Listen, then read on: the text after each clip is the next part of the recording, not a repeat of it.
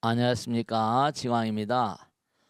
오늘 또 여러분을 모시고 어, 훌륭한 질문을 통해서 아름다운 시간을 갖도록 하겠습니다. 우리가 세상을 살다 보면 이런 일 저런 일이 많잖아요. 특히 부처님 말씀대로 인생의 바탕에는 고통이 깔려 있다고 그러잖아요. 생로병사. 그러니까 어려운 일이 많을수록 어렵다 생각하지 마시고, 그런 얘기 들어보셨죠? 그죠? 아무리 무거운 바위 덩어리라 하더라도 그 바위 덩어리가 바다를 건너갈 수는 없어요. 근데도 배에다 태우면은 네, 바다를 건너갈 수 있습니다. 그와 마찬가지로 그 배의 역할을 하는 그러한 그 존재를, 배의 역할을 하는 그러한 그 분을 우린 부처님이라고 그러죠.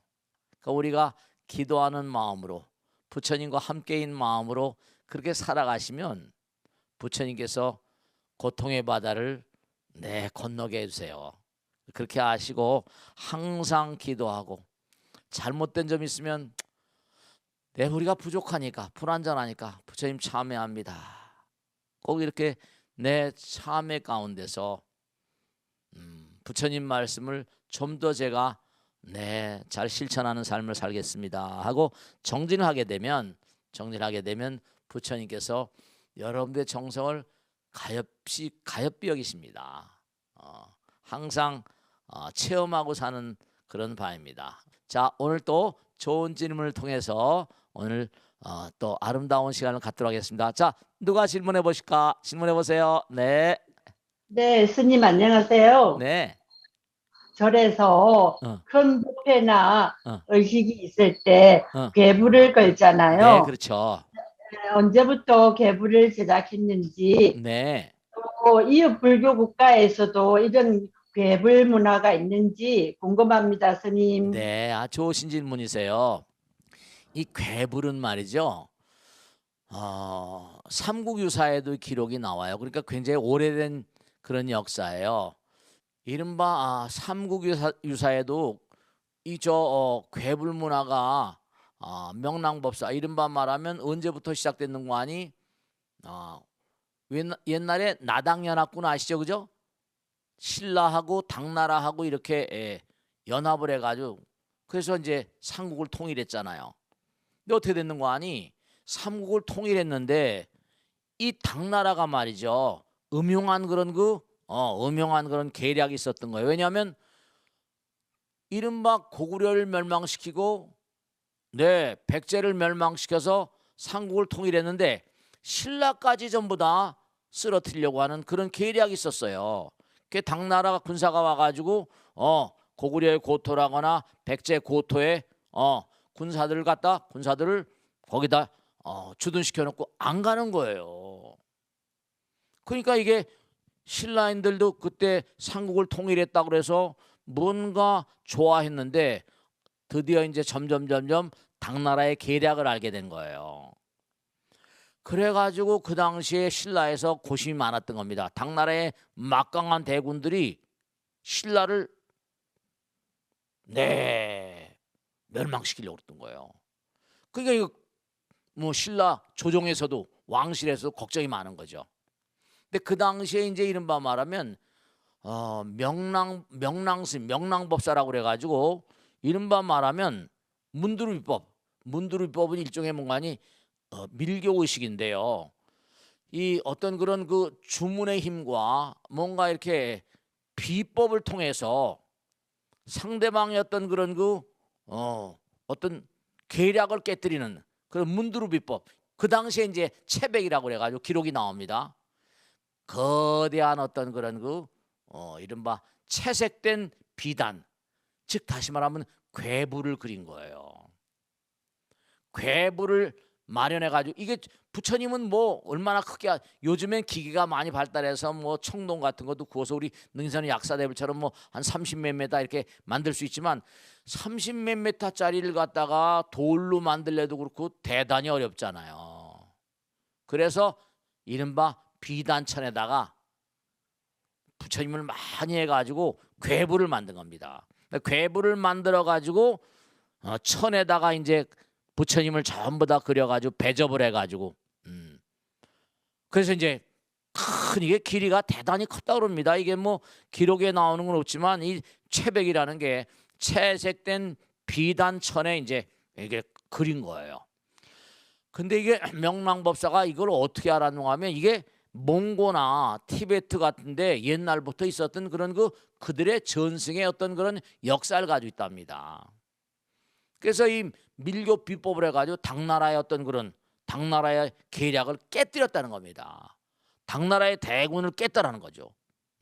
당나라의 군사를 물리쳤다. 그런 게 삼국유사에 명랑법사죠. 이게 나와요. 그러니까 이 괴불에 대한 역사는 상당히 오래된 겁니다.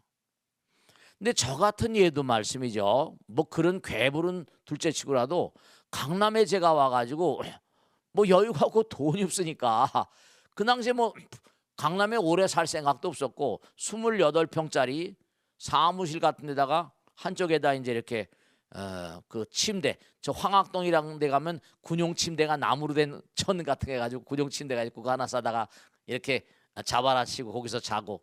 근데 부처님을 모시려니까 비용이 많이 드니까 어떻게 하니 조계사 앞에 가서 종이 부처님 그것도 이쪽에 괴불입니다. 괴불이라고 그러니까 괴불 큰 거지만 그러니까 탱화로 된 부처님 모시고 탱화로 된 부처님 모시고 이제 아침마다 기도를 하고 사람들 오시면 거기서 이제 부처님 말씀도 같이 하고 기도도 하고 그랬었어요.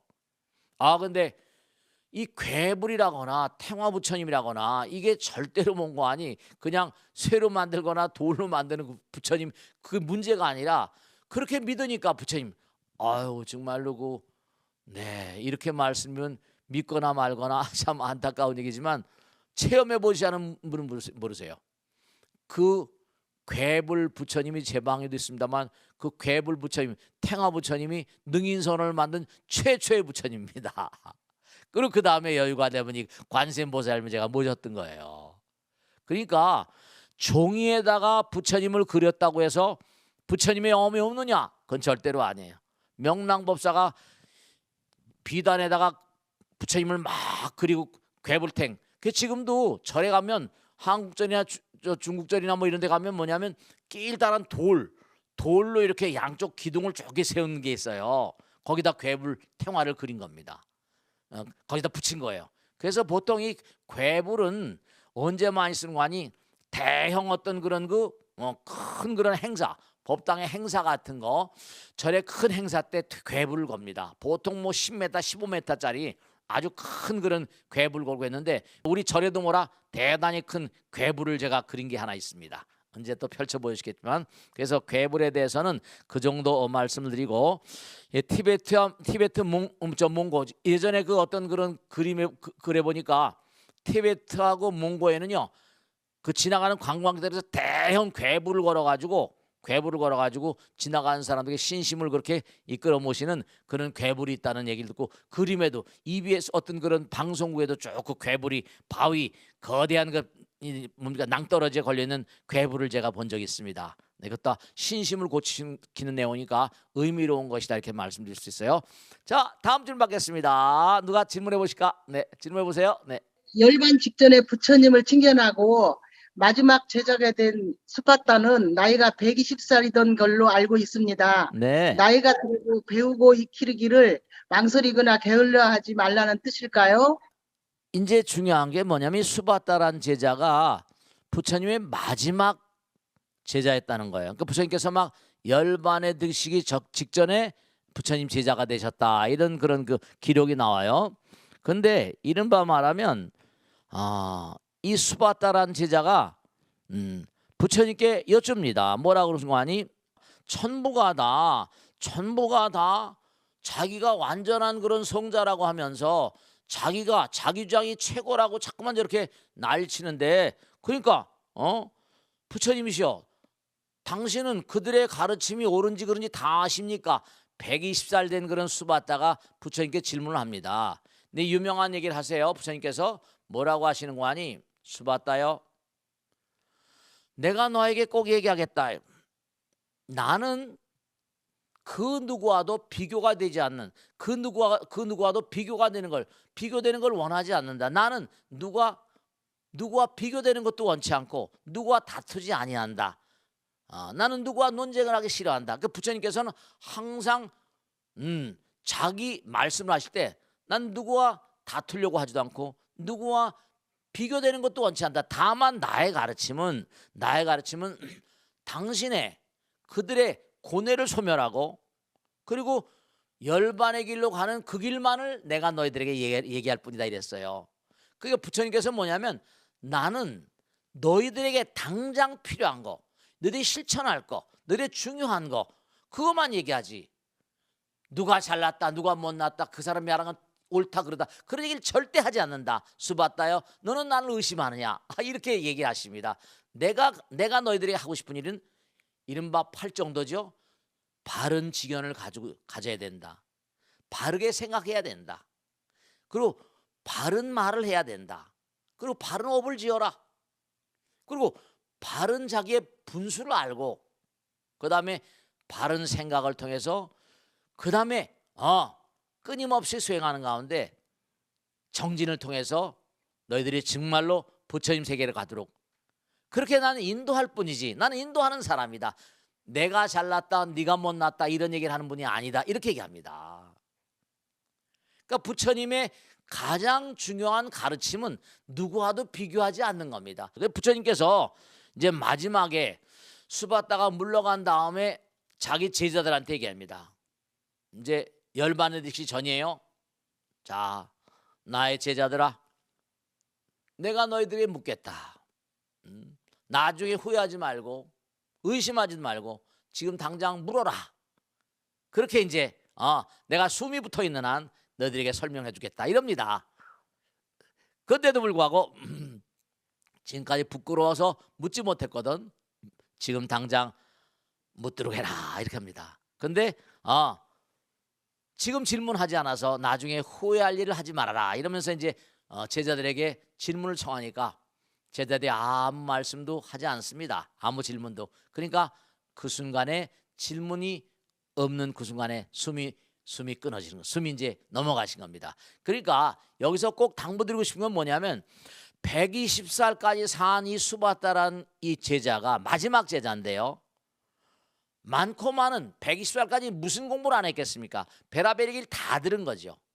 근데 여러분 마찬가지입니다.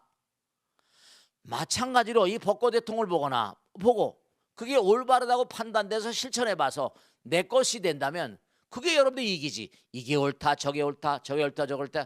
그러니까 부처님께서는 항상 누가 와서 뭐 숙명론이 옳습니까? 운명 뭐 유물론이 옳습니까? 유실론이 옳습니까?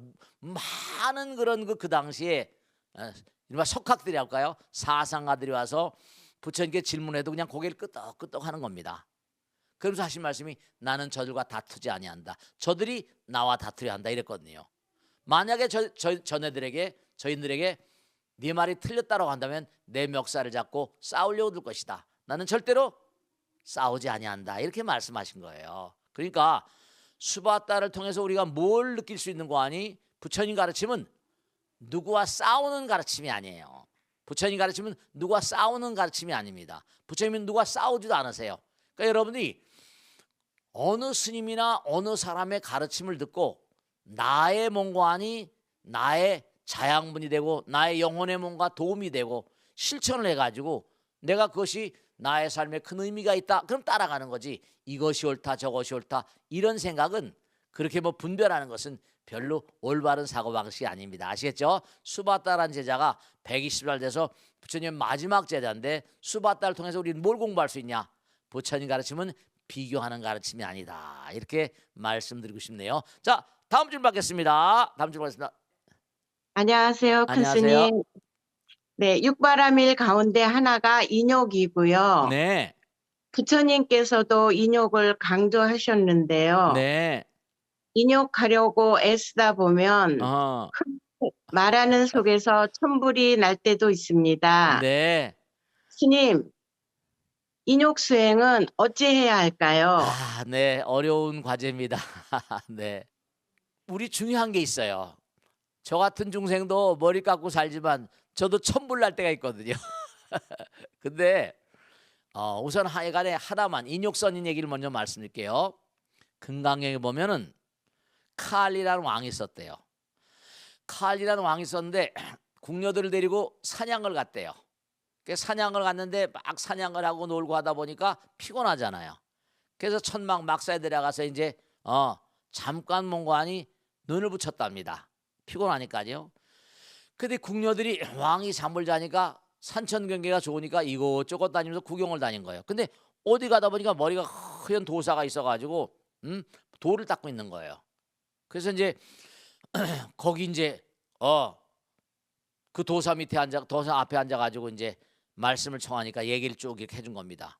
근데 왕이 깨어났어요. 왕이 깨어나니까 궁녀들이 하나도 없는 거예요. 이거 내 궁녀들이 어디 갔냐? 찾다 보니까 저 밑에 가다 보니까 머리가 허연 백발 도인이 있는데, 백발 도인처럼 생긴 그런 사람이 있는데 그 앞에 나의 궁녀들이, 자기 궁녀들이 쭉 앉아 있는 거예요. 헐레벌떡 뛰어가지고 저 녀석이 내 궁녀들을 꼬드기려고 그러는구나. 질투심이 막 일어난 거예요. 천불이 난 거죠. 천불이 난 거예요. 네 녀석, 너 여기서 뭐라고 있는 녀석이냐? 막 이렇게 된 거죠. 그랬더니 나는 이 산에서 인욕을 닦고 있는 선인이요, 이렇게 된 겁니다. 그래? 네가 얼마나 인욕을 잘 닦았는지 내가 한번 뭔가 실험해버리라. 칼을 들어가지고 할절신체라 팔뚝을 치고 막 아이고 난도질을 한 겁니다. 목숨을 끊는 거예요. 자기 목숨을 끊는, 와, 생각해 보세요. 그러니까 하늘에서 인욕선인을 가호하는 신장들이 벼락을 쳐서 왕을 살해하려고 그런 겁니다. 그랬더니 멈춰라!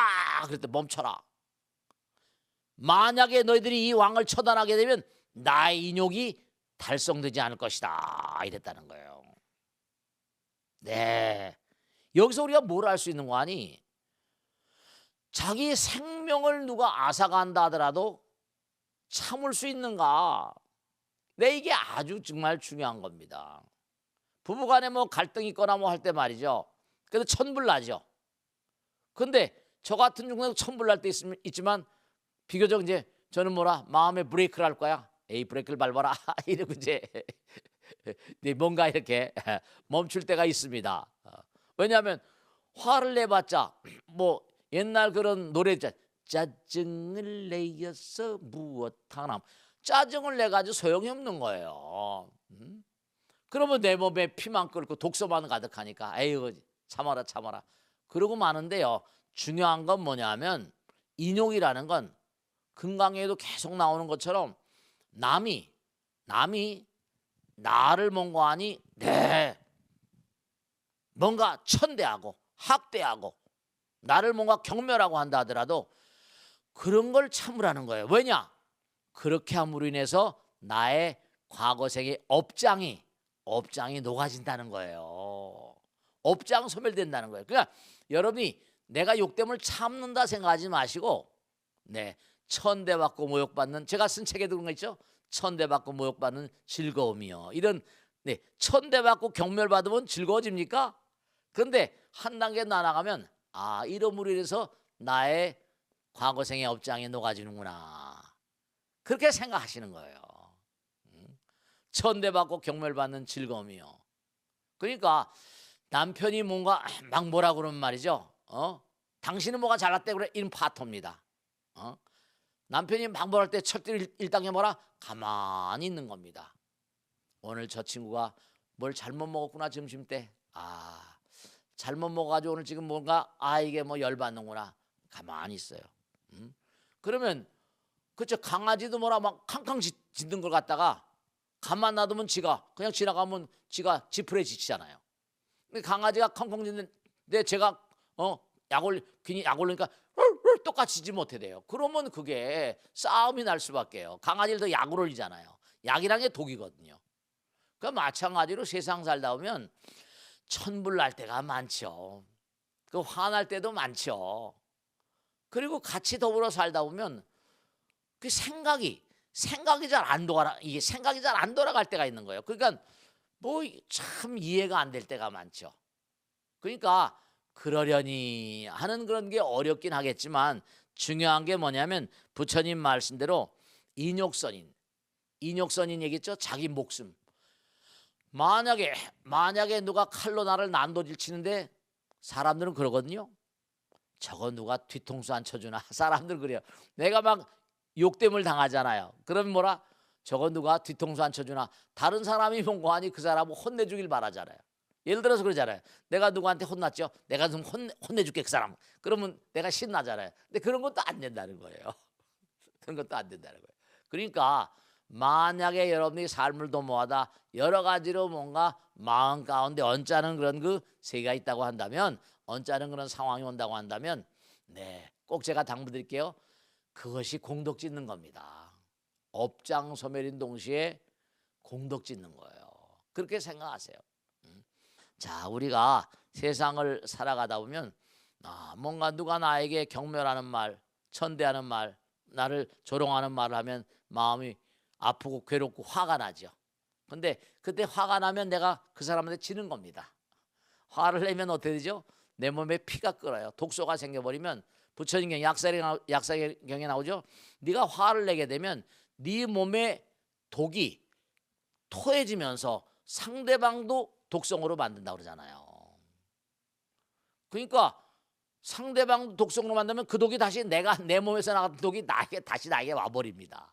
그렇게 하시고, 항상 우리가 언제 어떤 경우라 하더라도 우린 불완전하니까 이 땅에 태어난 거예요. 그러니까 상대방이 나를 깔보고 얕보고 천대하고 조롱할 때,